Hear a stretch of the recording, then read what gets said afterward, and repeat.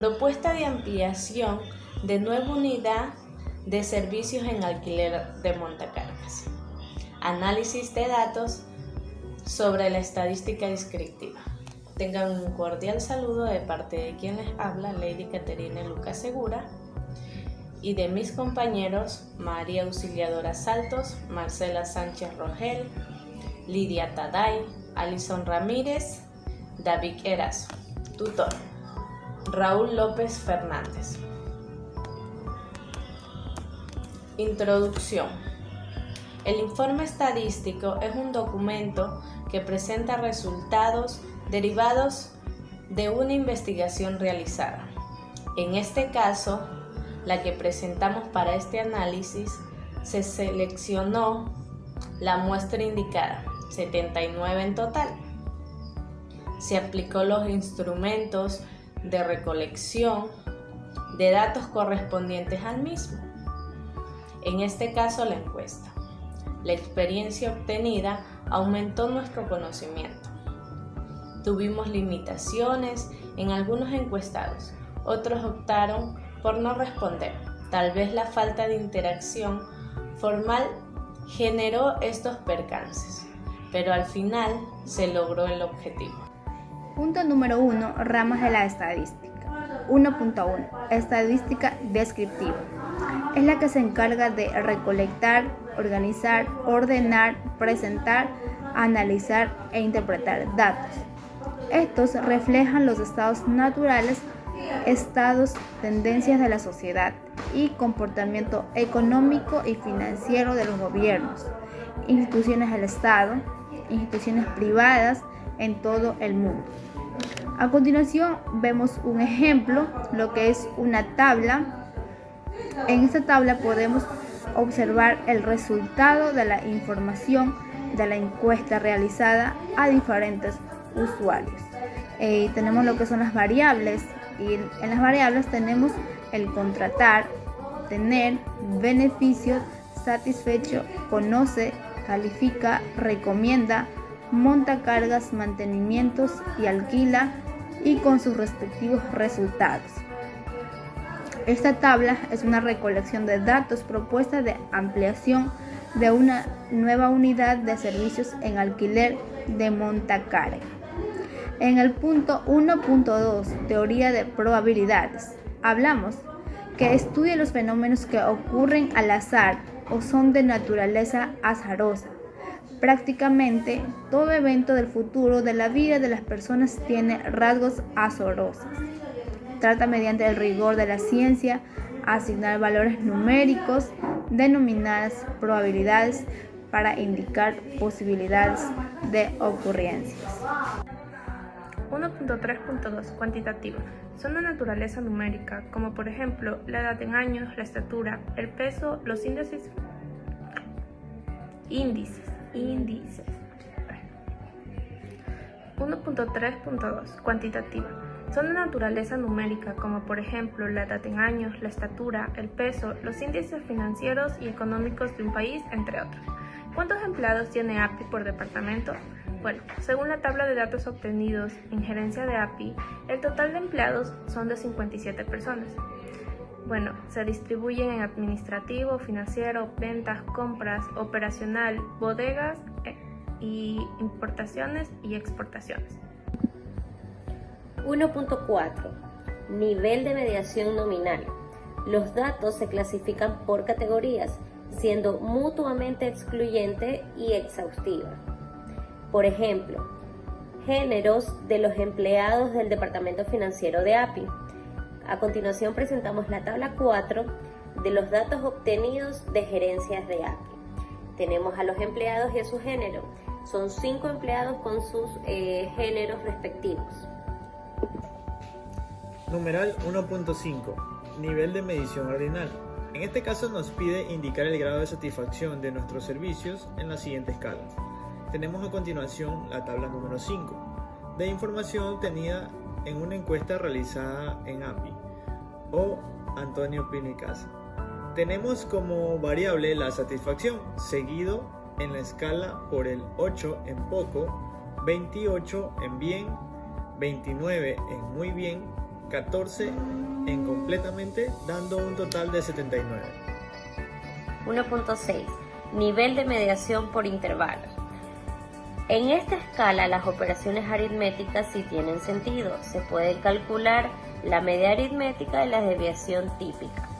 Además, la diferencia entre los valores de las variables sí pueden compararse. Ejemplo, la estatura y peso de las personas y el sueldo mensual. A continuación presentamos el sueldo mensual del personal del departamento de compras, con su respectiva tabla de información obtenida por el departamento financiero de la empresa.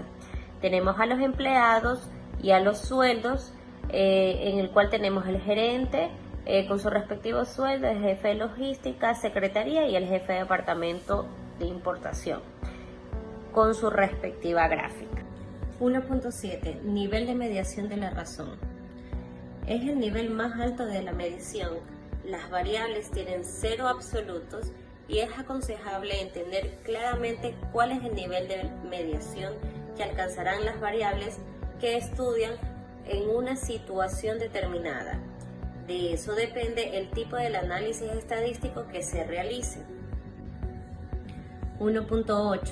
La distribución de frecuencias. Es un arreglo matricial que consta al menos de 3 columnas. A continuación presentamos un cuadro en donde una tabla en donde tenemos las montecargas alquiladas durante el año 2021 en la empresa. Es una información obtenida por el departamento de ventas. Tenemos el mes, tenemos la frecuencia absoluta, la frecuencia acumulada relativa y la frecuencia relativa acumulada con sus respectivos totales. 1.9. Medida de tendencia central. Son aquellos valores que en un grupo de datos cualquiera tienden a estar en el centro del mismo.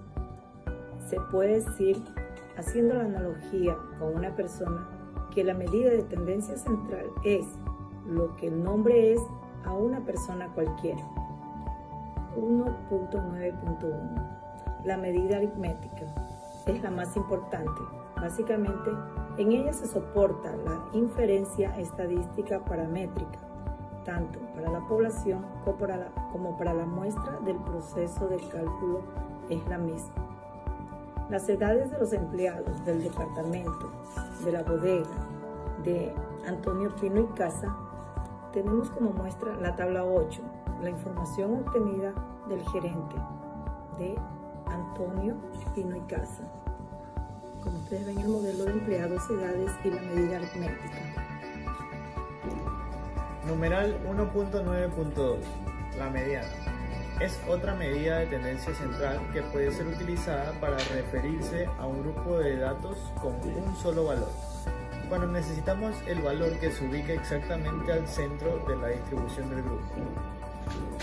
Por ejemplo, halla la mediana de la tabla anterior. En este caso las edades son 35, 38 y 45. La mediana es 38. A continuación presentamos la encuesta realizada a un grupo de empresas donde presentamos la propuesta de servicios de alquiler de montacargas con sus respectivas preguntas. La pregunta número 1. ¿Usted contrataría un servicio de alquiler de montacargas para su empresa? Sí, no, tal vez. La pregunta 2. ¿Le gustaría tener un servicio de una empresa donde cumpla con todas las necesidades de la empresa? Sí, no. Como tercera pregunta de la encuesta tenemos, ¿usted conoce nuestros beneficios como servicio de alquiler de montacarga? Sí, no, algo de conocimiento.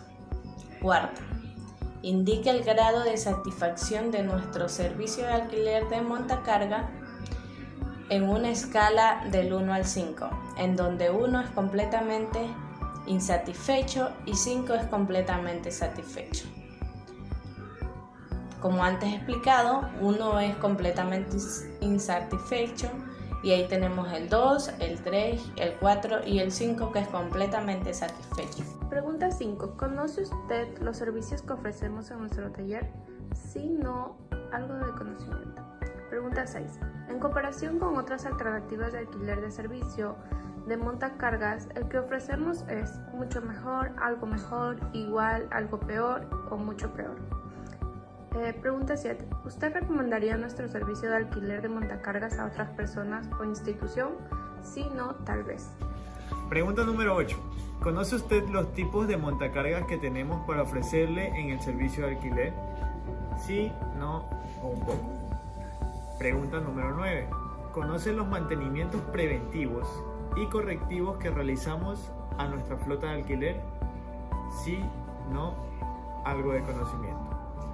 Pregunta número 10. ¿Usted alquilaría un montacargas para qué jornada? ¿Diario, semanal o mensual? Y para concluir, realizamos el análisis de datos de tendencia central y de dispersión y gráficos. Esto lo realizamos en la aplicación de Jamovi. Aquí, como ustedes pueden ver, tenemos todos sus pasos del análisis para la presentación. Muchas gracias. Fenómeno aleatorio, el espacio muestral y suceso aleatorio. Experimento aleatorio. La palabra probabilidad es de uso cotidiano en la vida actual, así cuando dan el parte meteorológico en cualquier lugar. Se usa a menudo este término asociado a la probabilidad de que llueva en determinadas zonas. Hablemos del espacio muestral.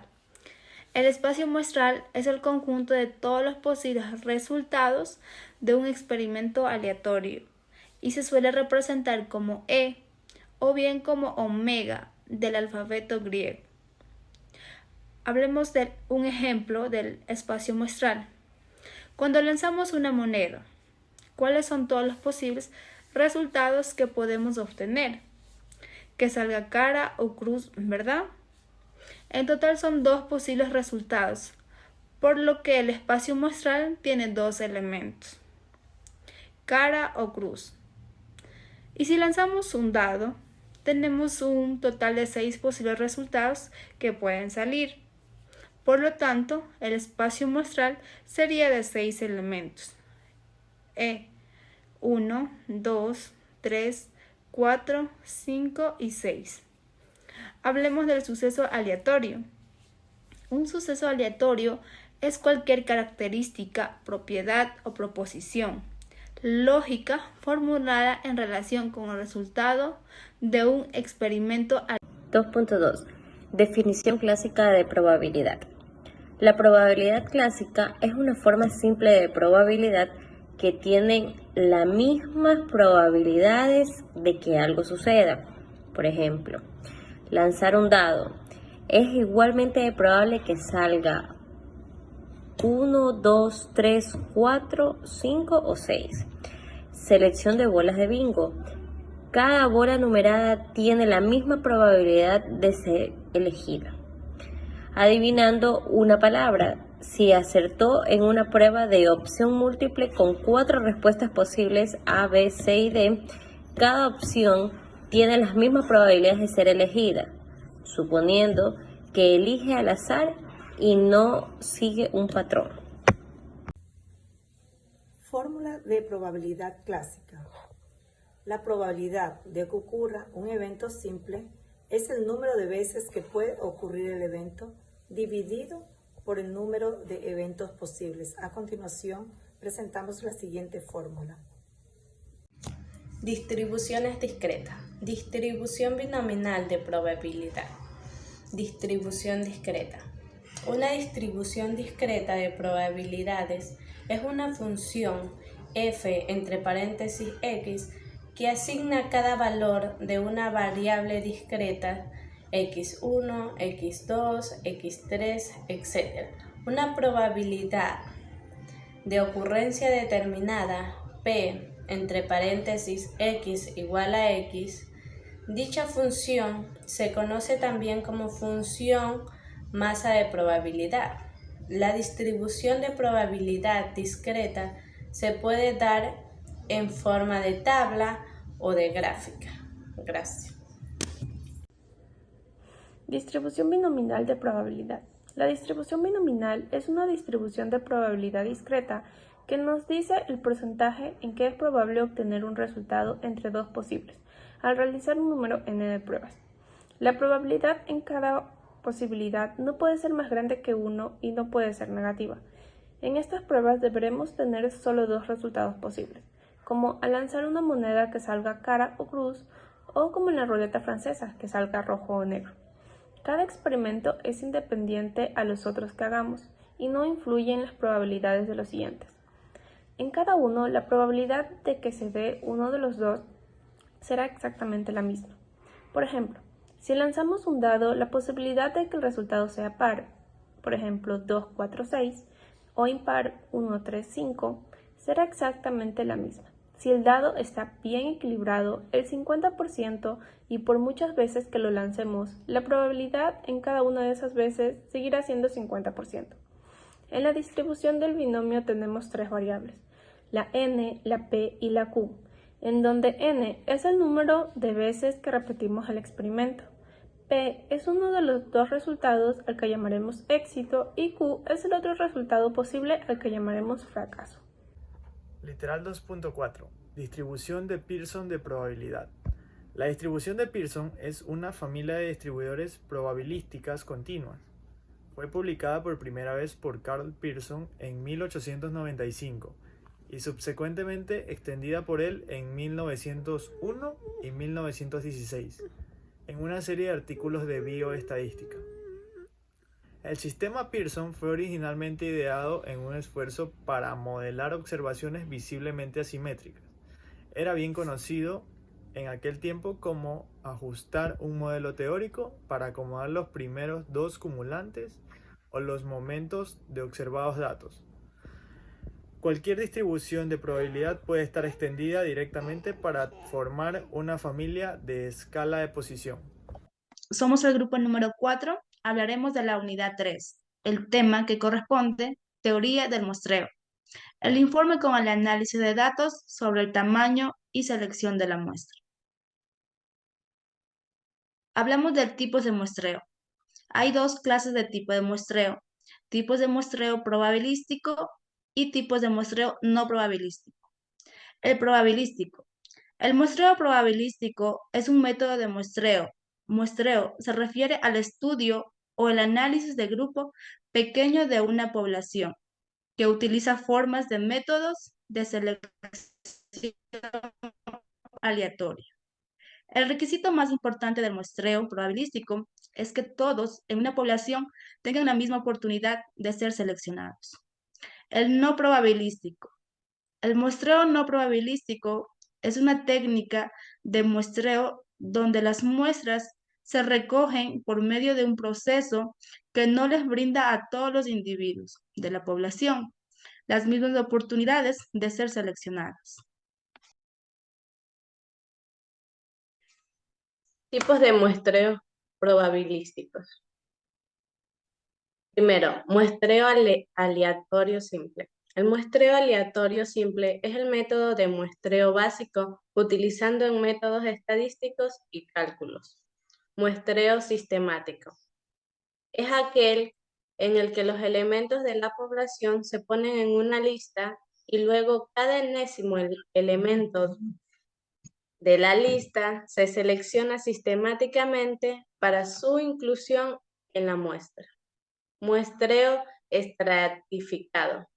El muestreo estratificado es una técnica de muestreo en la que el investigador divide a toda la población objetivo en diferentes subgrupos o estratos y luego selecciona aleatoriamente a los sujetos finales de los diferentes estratos de forma proporcional. Muestreo por conglomerado. Puede ser utilizado cuando es imposible o impráctico elaborar una lista exhaustiva de los elementos que constituyen a la población objetivo. Gracias. Tipos de muestreo no probabilísticos. Tenemos 4 tipos. Como primero tenemos el muestreo por conveniencia. Este muestreo se basa en los sujetos disponibles, como por ejemplo las personas que pasan por las esquinas de las calles. Este método es un poco riesgoso y debe realizarse con cautela. Como segundo punto, el muestreo deliberado, crítico o por juicio. Este muestreo es aquel que se selecciona con base en el conocimiento de una población o propósito de estudio. Tercer punto es el muestreo bola de nieve, que es adecuado para los miembros de una población que son difíciles de localizar, como por ejemplo las personas sin hogar, trabajadores, inmigrantes o migrantes. Y por último, el muestreo por cuotas. Las unidades son seleccionadas en una muestra partiendo de las características predeterminadas, de modo que las muestras totales tengan la misma distribución de características que se supone que existen en la población que está siendo estudiada.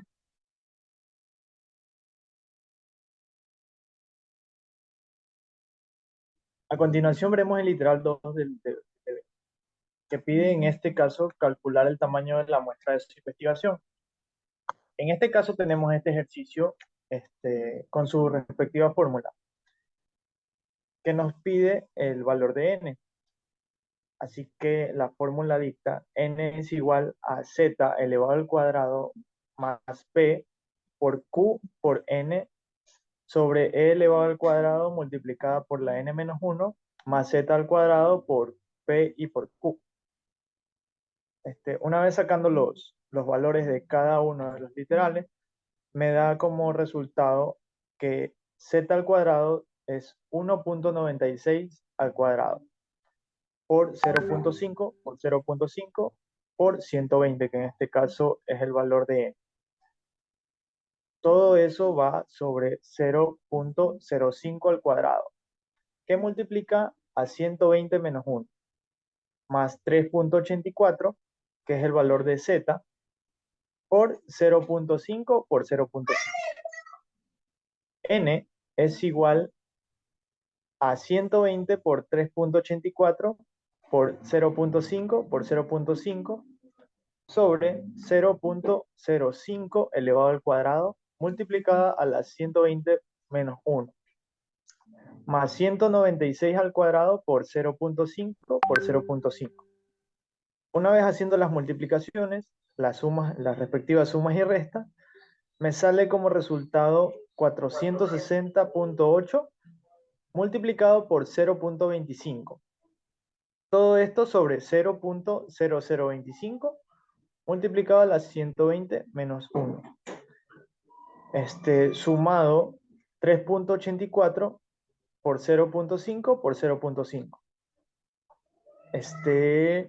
Sigue. Ya, como resultado tenemos 460.8 por 0.25 sobre 2.975 más 0.96. Esta suma y la multiplicación arriba me da como resultado 115.2 sobre 1.2575, que una vez hecha la división da 91.610338, que una vez aplicando el redondeo da 92. Muchas gracias. Después de haber calculado el tamaño de la muestra, dándonos resultado de 92, vamos a hacer el reajuste en la base de datos en función, pues, obvio, al tamaño de la muestra.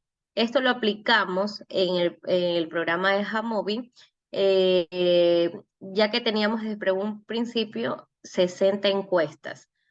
En base al cálculo del tamaño de la muestra, obtuvimos 92, así que tuvimos que reajustar a 32 encuestas adicionales. Como podemos ver en las capturas, en la parte final, incrementamos esta cantidad que aquí se visualiza, en el cual agregamos las 32 y dando como un reajuste para llegar a 92 encuestas aplicadas en Jamovi. Gracias.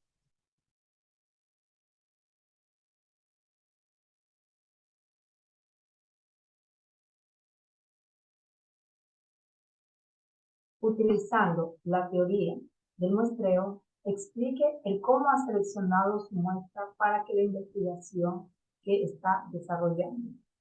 Nosotros utilizamos en este caso el muestreo probabilístico, ya que se refiere al estudio o al análisis de un grupo o de población utilizando formas de métodos de selección aleatoria, en donde nos ofrece la mejor oportunidad para crear una muestra representativa de la población. El requisito más importante del muestreo probabilístico es que todos en una población tengan la misma oportunidad de ser seleccionados.